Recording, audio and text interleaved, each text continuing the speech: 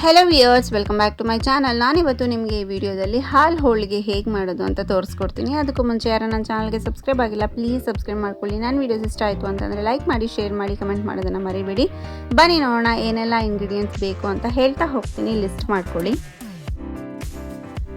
ನಾನಿಲ್ಲಿ ಒಂದು 2 ಸ್ಪೂನಷ್ಟು ಗಸಗಸೆ, 1 ಸ್ಪೂನಷ್ಟು ಸಕ್ಕರೆ, ಬಾದಾಮಿ ಮತ್ತು ಏಲಕ್ಕಿ ತೊಗೊಂಡಿದ್ದೀನಿ. ಹಾಗೆ ಒಂದು 1/2 ಕಪ್ಪಷ್ಟು ಒಣ ಕೊಬ್ಬರಿ ತೊಗೊಂಡಿದ್ದೀನಿ. ಸೊ ಈ ಗಸಗಸೆಗೆ ಸಕ್ಕರೆ ಏನಕ್ಕಪ್ಪ ಹಾಕಿದ್ದೀನಿ ಅಂದರೆ ನುಣ್ಣಗಾಗುತ್ತೆ ಅಂತ ಹೇಳಿಬಿಟ್ಟು. ಸೊ ಇಲ್ಲಿ ಕಡಲೆಪಪ್ಪು ಸಹ 1 ಸ್ಪೂನ್ ತೊಗೊಂಡಿದ್ದೀನಿ. ಇದಿಷ್ಟು ಗ್ರೈಂಡ್ ಮಾಡ್ಕೋಬೇಕು.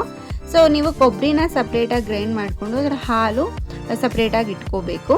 ನೀವು ಬೇಕಂದರೆ ಕೊಬ್ಬರಿ ಫುಲ್ ಹಾಗೆ ಹಾಕ್ಬೋದು, ಬಟ್ ಇದು ಬೇಗ ನುಣ್ಣಗಾಗಲ್ಲ ಅಂತ ಅಂದ್ಬಿಟ್ಟು ಸ್ವಲ್ಪ ಇದಕ್ಕೆ ಹಾಕ್ಕೊಂಡು ಸಪ್ರೇಟಾಗಿ ನೀರು ಹಾಕ್ಕೊಂಡು ಕೊಬ್ಬರಿನ ಚೆನ್ನಾಗಿ ಗ್ರೈಂಡ್ ಮಾಡ್ಕೊಂಡು ಸಪ್ರೇಟಾಗಿ ಇಟ್ಕೋಬೇಕು. ಇದನ್ನು ಒಂದು ಪಾತ್ರೆಗೆ ಪೌಡರ್ ಮತ್ತು ಕೊಬ್ಬರಿ ಹಾಲು ಹಾಕ್ಕೊಂಡು ಇದಕ್ಕೆ ಬೇಕಾದಷ್ಟು ನೀರನ್ನ ಆ್ಯಡ್ ಮಾಡ್ಕೋಬೇಕು. ಒಂದು 2 ರಿಂದ 3 ಕಪ್ಪಷ್ಟು ನೀರು ಹಾಕ್ಕೊಳ್ಳಿ. ಸೊ ನೆಕ್ಸ್ಟ್ ಇದಕ್ಕೆ ನಾನು ಪುಡಿ ಮಾಡ್ಕೊಂಡಿರೋ ಅಂಥ ಬೆಲ್ಲ ಹಾಕ್ಕೊಳ್ತಾ ಇದ್ದೀನಿ. ನಾನಿಲ್ಲಿ ಬೆಲ್ಲ 2 ಕಪ್ಪಷ್ಟು ತೊಗೊಂಡಿದ್ದೀನಿ. ನೀವು ಸ್ವೀಟ್ ನೋಡ್ಕೊಂಡು ಹಾಕ್ಕೊಳ್ಳಿ. ನೀವು ಬೇಕಾದರೆ ಸಕ್ಕರೆ ಸಹ ಯೂಸ್ ಮಾಡಬಹುದು. ಸೊ ಇದನ್ನು ಚೆನ್ನಾಗಿ ಕುದಿಯೋಕ್ಕೆ ಬಿಡಬೇಕು. ಕುದ್ದಿದ್ದಾದಮೇಲೆ ನಾವು ಪೂರಿ ಮಾಡ್ಕೋಬೇಕು. ಸೊ ನಾನೀಗ ಪೂರಿ ರೆಡಿ ಮಾಡ್ಕೊಳ್ತಾ ಇದ್ದೀನಿ. ಸೊ ಆದಷ್ಟು ಪೂರಿ ಸ್ವಲ್ಪ ಮುಂಚೆನೇ ಮಾಡಿಟ್ಕೊಂಡು ತಣ್ಣಗಾದ್ಮೇಲೆ ಅದರಲ್ಲಿ ಡಿಪ್ ಮಾಡಿ, ಬಿಸಿ ಬಿಸಿ ಡಿಪ್ ಮಾಡೋಕ್ಕೆ ಹೋಗಬೇಡಿ. ಸೊ ಬಿಸಿ ಬಿಸಿಯಾಗಿರೋಂಥ ಪೂರಿ ರೆಡಿ ಆಗ್ತಾಯಿದೆ.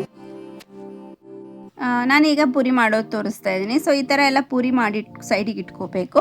ಸೊ ಈ ಮಾಡಿರೋ ಪೂರಿನ ನಾವೇನು ಮಾಡಬೇಕಪ್ಪ ಅಂತಂದರೆ ಪಾಯಸ ಮಾಡಿಟ್ಕೊಂಡಿದ್ದೀವಲ್ಲ, ಅದರಲ್ಲಿ ಒಂದೊಂದಾಗಿ ಡಿಪ್ ಮಾಡಿಬಿಟ್ಟು ಒಂದು ಬೌಲಲ್ಲಿ ಹಾಕಿಟ್ಕೋಬೇಕು.